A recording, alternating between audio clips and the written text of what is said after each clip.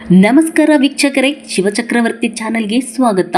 ಚಿತ್ರದುರ್ಗ ಜಿಲ್ಲೆಯ ಚಾಲ್ಕೆರೆ ತಾಲೂಕಿನ ದೇವರಹಳ್ಳಿ ಪ್ರಾಥಮಿಕ ಕೃಷಿ ಪತ್ತಿನ ಸಹಕಾರ ಸಂಘದಲ್ಲಿ ಅವ್ಯವಹಾರದ ಆರೋಪಗಳ ಹಿನ್ನೆಲೆಯಲ್ಲಿ ಮಹತ್ವದ ಬೆಳವಣಿಗೆ ನಡೆದಿದೆ.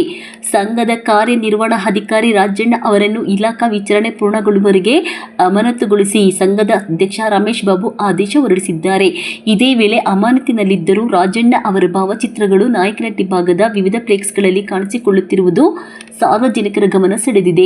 ಅಲ್ಲದೆ ಗ್ರಾಹಕರಿಂದ ಹಣ ಪಡೆದು ಸರ್ಕಾರಕ್ಕೆ ಸಲ್ಲಿಸಬೇಕಾದ ಬಿಲ್ಗಳ ಸಂಬಂಧ ಅಕ್ರಮ ಹಾಗೂ ವಂಚನೆ ನಡೆದಿದೆ ಎಂಬ ಆರೋಪಗಳು ಅವರ ವಿರುದ್ಧ ಕೇಳಿಬಂದಿದೆ.